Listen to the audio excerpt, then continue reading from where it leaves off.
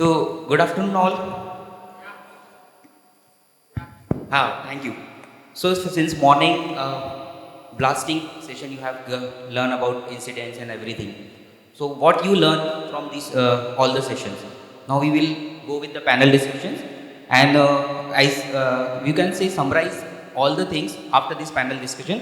What we have to take care of during the incident reporting in the hospital, and how we can implement it with the data-driven quality culture. Ask the Sindhu ma'am first question. What is the true purpose of mandatory incident reporting? Is it accountability, learning, or compliance?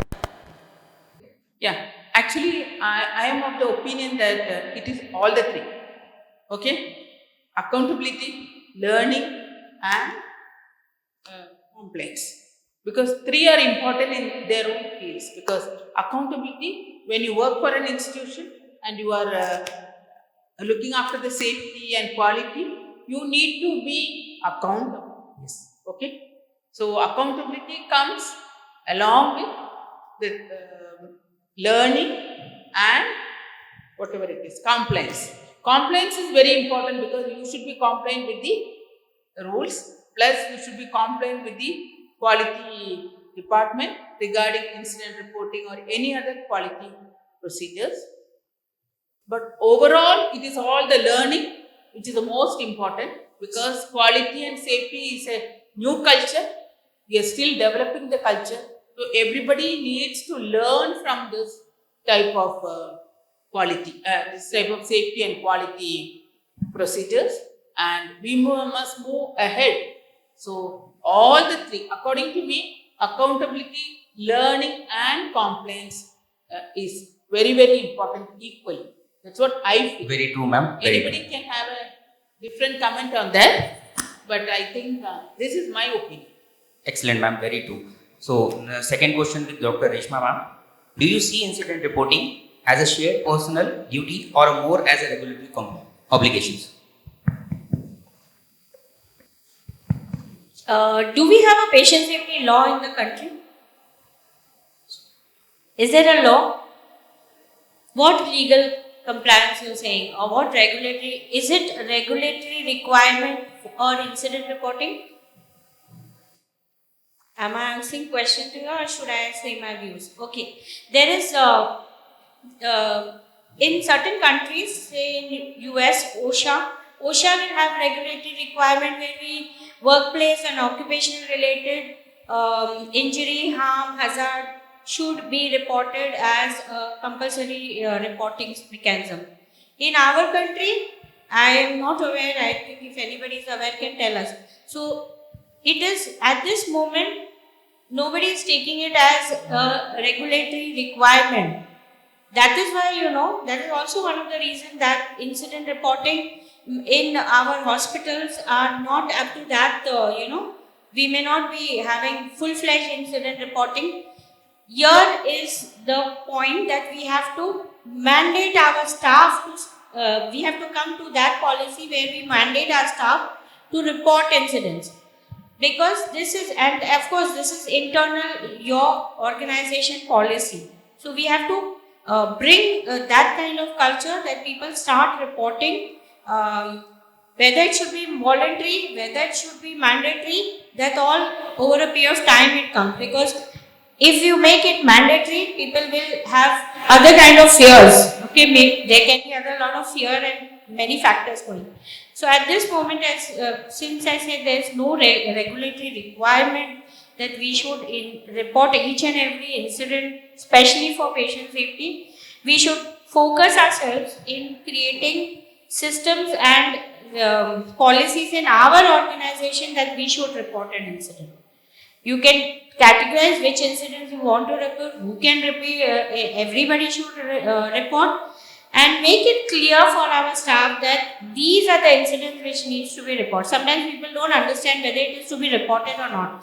Many times people don't even, there's a confusion. Sometimes the staff feels, I thought it's not to be reported. So that is also there. So I think regulatory not at this moment, at least I'm not aware in India, abroad maybe, and our internal system we should have for mandatory reporting. So thank you, ma'am. So from your conclusion, it was that no incident is a small incident. Each and every incident has to be reported, and every opportunity, as Murli has already said in his presentation, every incident has an opportunity to learn and to gain up for the feedbacks. So Pinchumon, from you, how do we blame just culture versus a blame culture? Balance a just culture versus a blame culture in mandatory reporting system. See, in any mandatory reporting system, the balance lies when you shift your focus from who did it to why did it happen. Because in just culture, we encourage staff to report near miss and any kind of errors. That strengthens the transparency and learning opportunity. But at the same time, we also remember that it is not absence of accountability. We do have to draw a clear line between human error, reckless behavior, as Murli has already discussed, and negligence. So leadership plays a crucial role here. They should know where to protect the staff from blame, and also they should know how to learn from the data, what they have received. And when staff comes to know that whatever they have reported is turned to learning experience, definitely their participation will be increased and your patient safety culture flourishes. So that's what is my takeaway. Thank you so much, Pinchumol. And I think those who are from the morning, our Jaychan sir has told his hospital example, how that culture has to be developed and how we can promote each one of the staff to report for an incident, and how they in their hospital near miss has gone up because they have no fear to report that. So that is the things you are very much correct. Just one addition. The focus should be not on who. The focus should be how. What made Mary Joan to go to a wrong room is more important than why she went and why Mary Joan only. No. It's not about individuals, it's about systems. That's all. Thank you, ma'am. And now with team 2. Prabhakaran sir, is it mandatory reporting leading to information overload without meaningful analysis? Yeah, Dr. Affan, thank you for the question. Yeah, this mandatory reporting, actually speaking, it's overloading without analysis. But that overloading means we cannot stop the staff. You select and you can raise the OVRs. No, we have to give option that anything and everything you have to raise an OVR. But once it comes, then we have to take the pain to do the analysis and we have to go to the corrective actions. Then only it will be an improvement. Otherwise, without analysis, just name thing, if you raise, it's overload. So analysis is so important. So you mean to say that very correct. Yeah, you have to close the loop, as sir has already said. Whenever any incident has been reported, it should be analyzed properly, implemented, and it should be given feedback to the department or the person who has been reported that incident, so that it should not look like a overburden. It should be look like when someone has reported, because if a person is not being recognized for their work, maybe possible they will demotivate and they will not over. So Ramya ma'am, what are the most common barrier for staff in reporting incident? Thank you for that question. And this is what we were discussing since morning. Barriers on reporting of incidents. So the first and foremost barrier is that fear factor on the blame and punishment. That is the first and foremost one, because all of us, having said, there will be a factor for fear on punishment, whether it will be analyzed in a proper way, whether I will be chucked out of my job. All those questions will be worrying everyone. So that is the first one. Second one, lack of having proper systems for reporting or tools for reporting. If you don't have a proper software or a hard copy format, whatever being said, if it is not standardized, if you are not aware of it, then it will be another barrier. And third thing is about awareness. The staff should be trained from the induction program onwards till the refresher program. It has to be a continuous learning. They should be aware of why I should be reporting an incident. It is for the process improvement. That thing should come into their mind, and then they will start reporting. And moreover, the time constraint is also another thing which everyone speaks about. Because a doctor who is a busy surgeon, he'll say that even if he come across a needle stick injury, he'll ask someone to report on my behalf. Similarly, senior doctors or senior managers, they'll say ask their department staff to report an incident, saying that I'm busy. So that time constraint is another issue. And at the end, we should say that whatever being said about all these constraints, we should be addressing it. All the barriers, if we don't address it, including the feedback of, the closing the loop through feedbacks. If you are not getting back to your staff who have reported the incident, they'll stop reporting. After some time, when you do this HRQ, patient safety culture survey and all, this is a highlight. We always get that they are not getting a feedback on what they have reported, on what action they have been taken. And the errors will get repeated.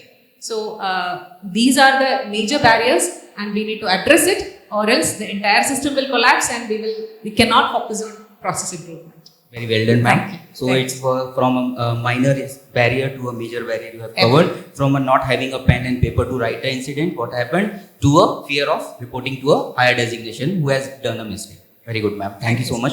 So, Surya ma'am, how can we ensure that incident reporting are used for a systemic improvement and not just a paperwork? Actually, it's an interesting question. Thank you for the question. Half of the things Madam Ramya and Mr. Prabhakaran has already summarized it. The main thing what I feel while we are ensuring it is just not a paperwork. First of all, the transparency is more important. So we do have a very good incident reporting system, and it should be a very user friendly. And we have all those systems, and people are still giving all the incidents. But what is actually happening to my incidents? So when they are coming to know that I have reported an incident and that root cause analysis has been done, and it has been useful for the organization as well as for my own patient safety and employee safety. When I come to know those, I will be. It will not be only a paperwork, and it is going to be a very good reporting system into the organization. And to ensure all these things, I think management commitment is more important. Without them, without their encouragement, without their permission to be very transparent towards our stakeholders who are very important, who is the first phase for the patient. And we will not be able to achieve each and every incident into the mitigation or into the correctiveness in the future. So I believe in transparency, and at first, and second, I ensure the transparency is coming only through the commitment from the management and very friendly incident reporting system. And these are all the things which is going to not burden our people. It is not a paperwork. It is going to be a very good implementation of incident reporting and the mitigation. Thank you. Thank you so much, ma'am. Ma'am, it is just like from reporting to action. Yes. As Murli has said, as per the training program, your staff has told that it's 1 o'clock. But I understand, I am not able to understand fully. But Sindhu ma'am has told me. So you have taken the action that no training will happen between 1 and 2. So that is the thing. So Sindhu ma'am, for you, how do we encourage frontline staff to view reporting as a patient safety driven rather than a punitive? Yeah. This I have the best example sitting with me. Actually, we have to foster a culture of safety, by trust and by learning. So I have two of my doctors sitting here. Dr. Saravanan is a cardiologist. I'm so happy that he's a person who reports his own incidents through the dashboard so that we have a report on them. It's something dissected vessel, attempted angioplasty, not successful. He reports himself. And so we don't find it difficult. The other person is Dr. Ilangovan, who gives us so many incidents. Our files are full. Our dashboard is off. And then I told him, at least for the next 1 month, don't give me any more incidents. He is our chief nephrologist. So the cardiologist and the nephrologist. This is what I said, from top level doctors to the lowermost sanitary worker, everybody has a culture of this report, because we demand or we tell them that it is fact finding and not fault finding. So there is no punitive action unless it's a reckless behavior.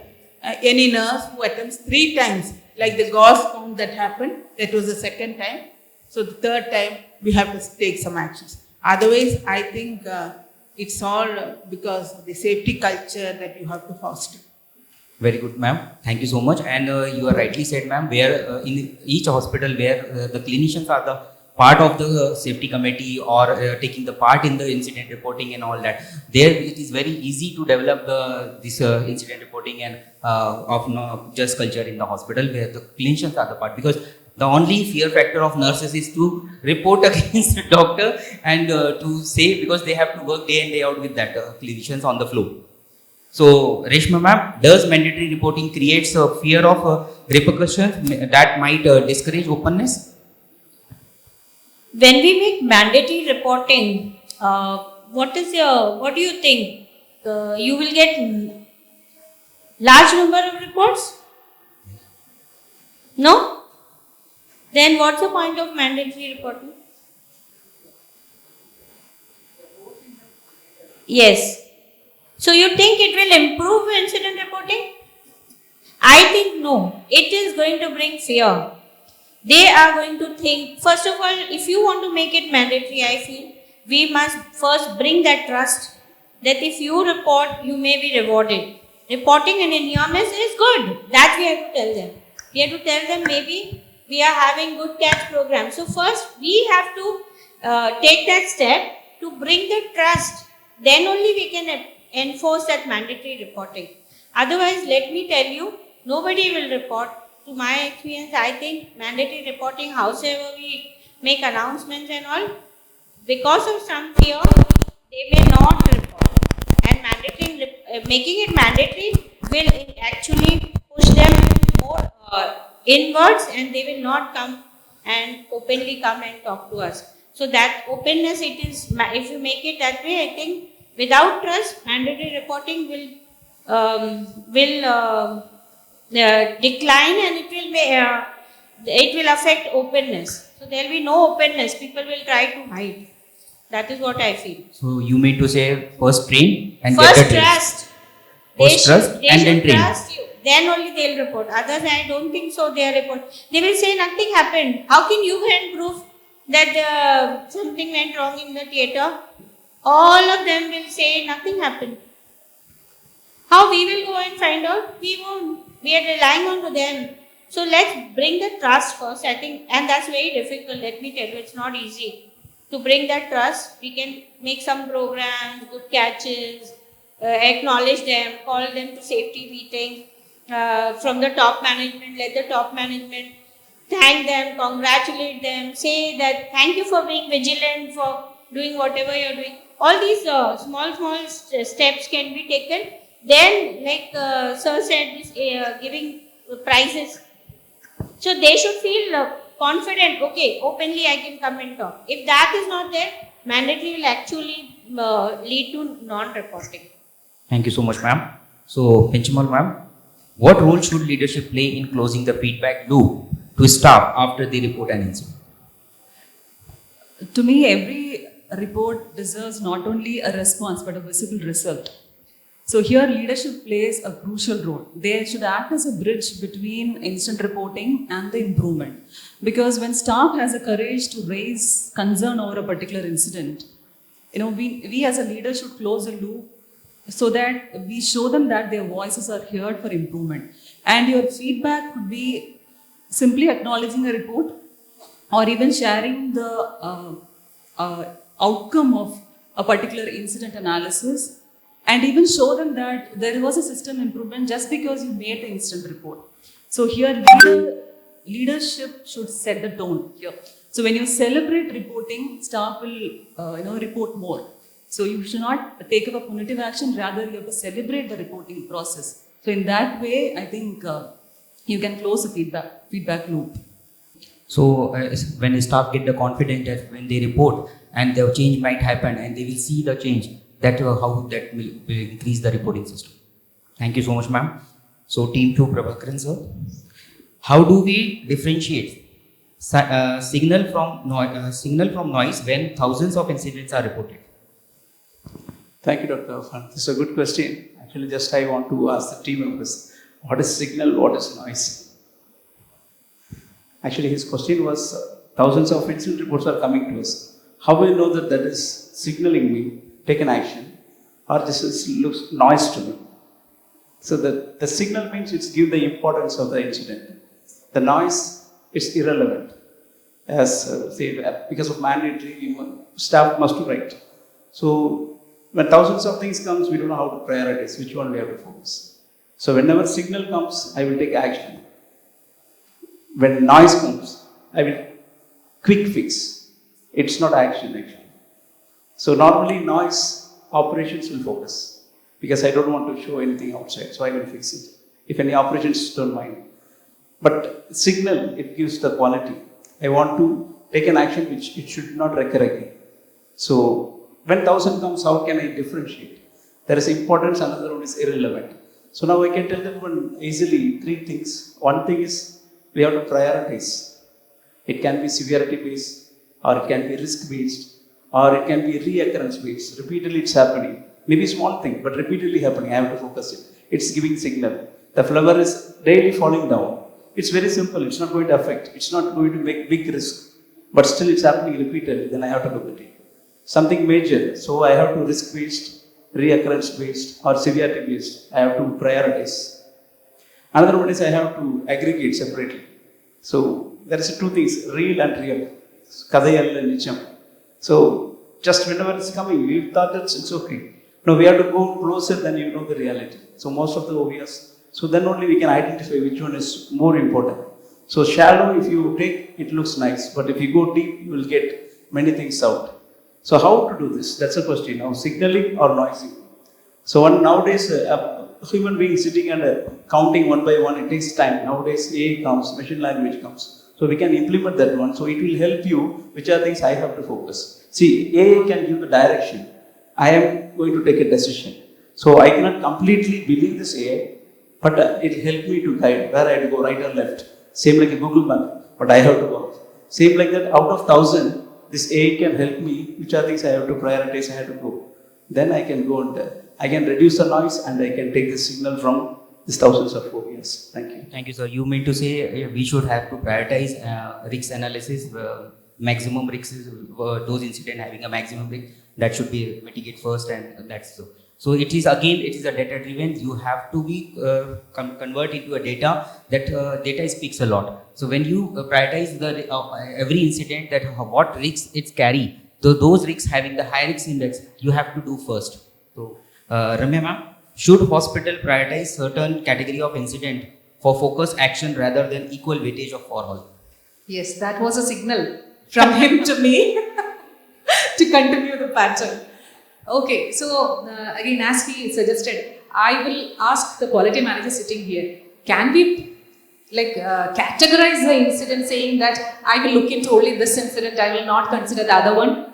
Can we do that? No. All incidents we need to take care of, but as all of them are saying, we can prioritize it. It is a counterintuitive question that whether we need to consider certain incidents or not to consider certain incidents. No, we have to consider all the incidents, but we can prioritize to the degree to which it has an impact on us. Say for example, a wrong dose of high alert medication or missed dose of a high alert medication, the impact of it, and a misplaced file in a unit, or a wrong diet delivered to a patient. It's not a specific diet, but a wrong diet delivered to room number 1 instead of room number 2. So which one has more impact on the patient safety aspect? First one, the high alert medication. So in that case, we need to prioritize all the incidents. So there lies the importance of your question, I believe, sir. We need to prioritize our incidents, but that doesn't mean that we don't have to look into other matters. We have to definitely look at those incidents on the signals which will lead us into a better, smarter, safer healthcare system. So both are important, but prioritize. I hope I answered your question. Yes, ma'am. Thank you so much. Thank you, sir. Anyone has any thing to add on? Be reported because that's how it was. He used to say the only surgeon who does not have complications does not perform surgeries. One who performs surgeries will definitely have complications, will definitely have surgical site infections. So it is how we learn from the mistakes and how we reduce the number of incidents. Because he used to say doctors are all humans, we are not heroes. Because it's like we can fail. In spite of you doing a completely, what do you say, textbook surgery, skin to skin, patient still might arrest on the table because that is the nature. The human body is not like to say, it is not like a machine. It would do it. We can't say I did all my steps perfectly, so my outcome should be perfect. It's a humbling experience. It will drain you also. But we should take it with a pinch of salt and learn to move on. So even if you do the perfect textbook surgery, patient might still arrest. I wouldn't say, okay, patient has arrested, so I would stop doing surgeries. But that is not going to happen. So you should learn, unlearn, relearn, and keep moving forward. Very well said. Thank you so much, sir. So, Surya ma'am, how truly own incident reporting in a hospital? Clinician, nurses, or quality managers? That is the one area who does not have any competition at all. So, who actually owns the incident reporting? Everyone will point out only who? The gentleman sitting over here, or the people who are sitting here, the quality department. But who actually owns the incident reporting? The organization, we all, every stakeholders. The quality will be analyzing. Everyone plays a vital part into it. So when I am a process owner, when I am finding a deviation, there is a danger for the safety, I immediately report it, where the quality will analyze it and try to bring out the proper root cause analysis and the mitigation levels. And the management is the one who is going to take the decisions and drive the force into the action. So everyone has the part into it. Yes, yes. So actually the entire organization owns the incident reporting. So tomorrow if the quality person is coming and asking you to raise the incident reporting, so please do not raise the questions. It is actually a quality department's work. So whenever we are into the process, when we find, even we are not into the process, when we are identifying a potential cause, a mistake or a deviation from what actually we need to do it as a right, and it has to be reported. So while we are reporting it, we are bringing the safety not only to the patient, to the employees, as well as for the environment, as well as to the entire organization. So everyone owns, we all own it. So not only one particular person owns it. That is what I believe. Definitely, and I think you have said this in your presentation also. A single person can't move the cart. Everyone has to pull so that it will reach the destination. So it's an open question for both the teams. Who will investigate that incident? Who has some prior? There should be a team. Only quality will not be able to investigate. There should be a team. I think the person who is involved into the process and the departmental heads, if they are required to, not every time the department heads need to be, and the quality will be there who will be streamlining the processes. But the people who are actually there in the process on an everyday basis, they will know what is the obstacle they are facing onto their day-to-day life. I might be knowing what is the process because I am seeing every SOPs, and at last it is coming only to the quality department, and quality department is putting one signature and we are distributing it. But actually who knows the process very properly is that particular process owner. So, and the process owner should be there and quality people will be there. And if required, the head of the departments will be there so that they can streamline it, give more points to it. And the decision maker is more important to be present in that RCA team. So if at all we need to take major decisions like introducing a new process, or we need to introduce a new checklist, or we need to do a training program. So whatever there is a resource utilization or requirement, there should be a decision maker also into it. So there should be a team. It is not a one person job. So there should be a team. Yes. It's always be a team, ma'am. It's always better to get that acceptance from the other departments that it is not a one person has made the RCA and give the result. It is just a team that everyone should accept it. Last opinion from you, sir.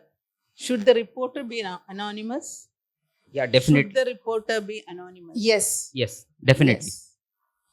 Definitely. It will encourage more to report more into it. But we will be having the details of the incident, where it happened, which area it happened, and what actually it happened. So we do have that. So who is raising the important incident is not much important than the what is incident to be raised. So, yeah. So I have a slight difference of opinion here. Anonymous reporting, both anonymous and named reporting, both has its own advantages. So anonymous reporting, you can go when in the initial earlier stages where staff still have the fear or hesitation to report. But anonymous reporting, again, the quality person or the person who is doing an inquiry, they may not be able to follow up. they may not be even know whom to reward.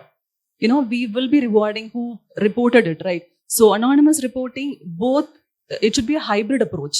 So anonymous should be there when in the initial stages, whereas you should give an option for name reporting as well. So both approach should be taken up. Hybrid.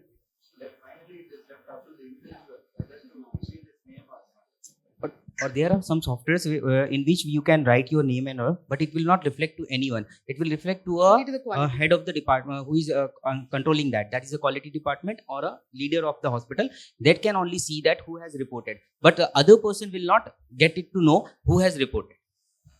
You can always mask. That is the confidentiality we have to maintain in the while reporting incident. If I am reporting for some other person, if I am reporting for other doctors, if that doctor knows I am raised the incident, so that is something miscommunication. So Definitely. after that, I don't want to report anything about the incident. Exactly. So how to overcome this problem? So that's That what is- I have said now. You have to keep Only it.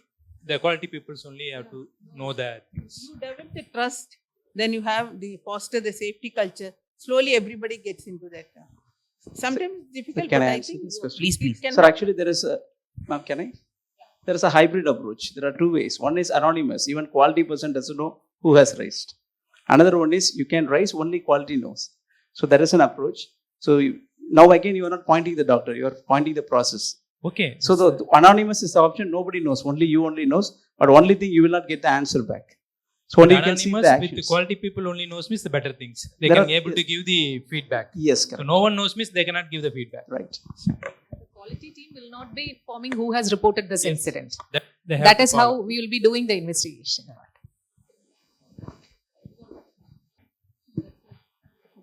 So what if we have to report against the quality department itself? You can Why very not, well sir? go ahead. Please. Very well. Why not? Very sir? well. Very Please, well. please. Welcome, sir. Very Any well quality welcome. team is ready for We all are process ready, sir. improvement. In fact, So I was that's why the behind- anonymous is coming. Yeah, I was behind anonymity because the first incident report I ever filed in our hospital, I had to go and ask sorry to the doctor against whom I filed. So like anonymity, like no, because Yeah, sir. It's not against a doctor. It's again. it was not never against the doctor. It was against the system. But the doctor took it very personally. quality. Took it personally. Then I went to Murali and asked him Filled make it up my anonymous. files and then I Dashboards. closed the dashboard. Any more questions from audience? Our core theme is right data, right analysis, correct? Yes, sir. Whether we are collecting right incident report. Because as per research article, the percentage of adverse event less than 2%. Percentage of sentinel event less than 2%. But no harm, near miss increasing over a period of time. Is that right data? Our practice is presenting RCA per near miss. There is no RCA per sentinel event. Correct? Is it right data? If we focus on near miss and no harm, is it possible to improve patient safety? How can we prevent? Because our core theme is very clear, right data. So my question is whether we are collecting right incident report, is it complete data? Because there are some dimensions for data quality, correct? Complete. Complete means which include near miss, no harm, sentinel, never event. But what is the percentage of adverse and sentinel never event? Less than 2%. But no harm, 90%. No, so but we have a continuous mortality audit by the. No, this is not about what any it is. organization. No, the sentinel This is the event practice, generally and this is one of the finding from a research article. This is not from my pocket. It is from the research article. An average percentage of adverse event and sentinel less than 2%. But no harm more than 80%. Near miss also increasing. Is it right data? So the awareness about the just culture and awareness about the second victim program is very less now. So now only we are getting into the data, incident reporting, what is the impact about it. So we need to first eradicate the fear factor. We have to encourage the people. In many organizations, even nurses do not have the rights to raise the incident. They have to report it to their supervisors, and only supervisors will be raising that incident. And they do have the decision whether it has to be raised as an incident or not. So yeah, many of the quality managers, when we have a discussion, they do have the obstacle to bring the nurses, even they are willing to, they are not empowered to rise the incident. The nursing population is only higher, bigger. So we will be able to get most of the incidents from there. And the second, another one point which I would like to cover is the sentinel events is been identified, the root cause analysis has been done, but only to a very particular people, only a particular group of people. There is no transparency. It has not been delivered. Even if any of the mitigation or even any corrective action is also has been taken, it is not passed down to the level of people. So suddenly there will be one process and immediately it would have been changed overnight. And later on, after taking the decision, after doing all the corrective actions, there will be training. Even sometimes even training will not be there. The ground level people will be, the people who are actually onto the floors, they will be having a lot of confusions. What yesterday it was something and today it is something else. So for sentinel events, root cause analysis has been done, corrective actions has been done. But it is only within a group of people, it is not transferred to the other people. So that is why the transparency is more important. The just culture is more important. And the second victim program, whenever I am making a mistake, what it has been done to me, what is the corrective act, whether I am being questioned, whether I am being punished, always there is a culture of writing a explanatory letter. I am finding it a lot, explanatory letter. You have done this mistake, no? Write an explanation letter to me. And it is going to affect their appraisal system. And it is going to affect their credentialing and privileging. So when we are correcting all these things, and we do have already answers, that again I'm coming back to the same words is repeated again, the just culture and second victim program. So we will be able to get more data and we will be able to have accuracy in future. So we are in the pipeline of getting there, sir. That is what I believe. So you are rightly said, sir.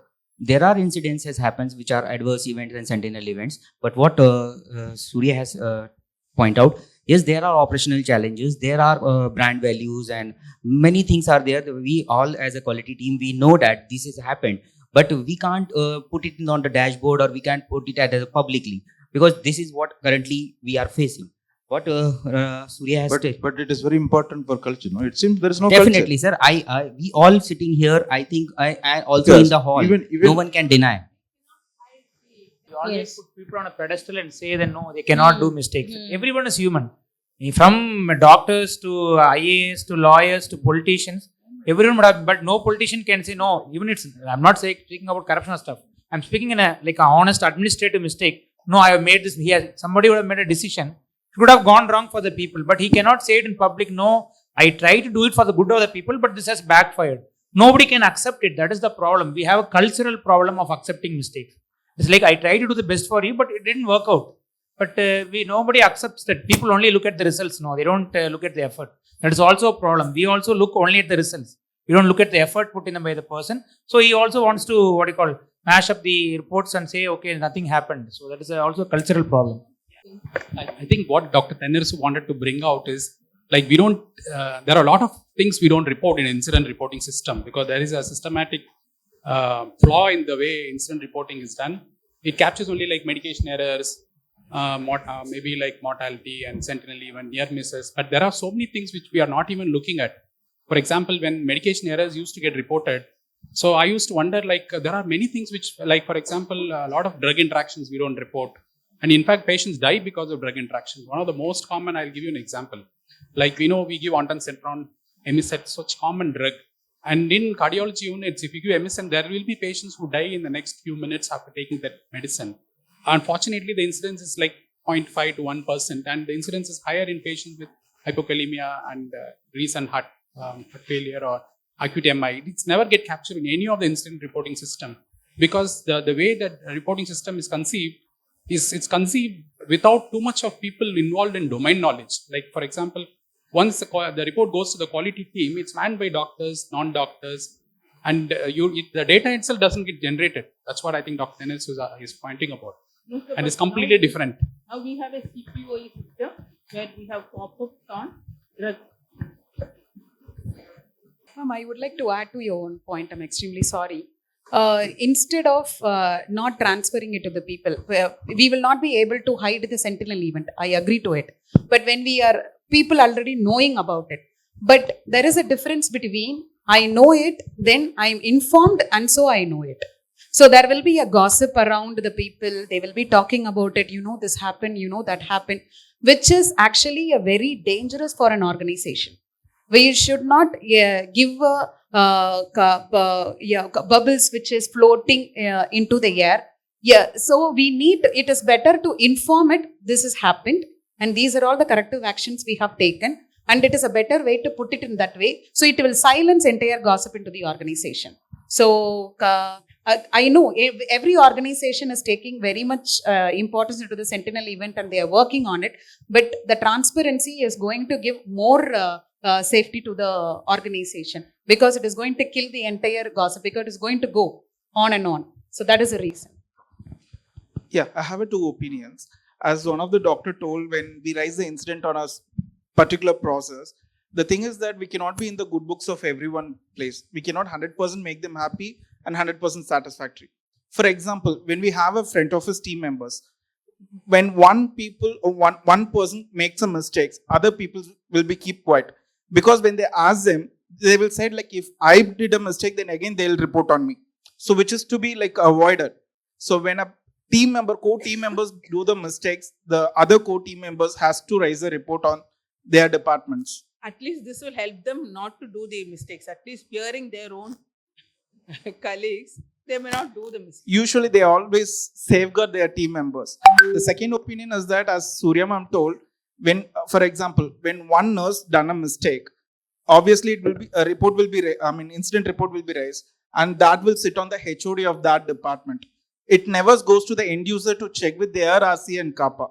Always the HOD of that particular department will give the RCA CAPA, which will not go down to the individual most of the time.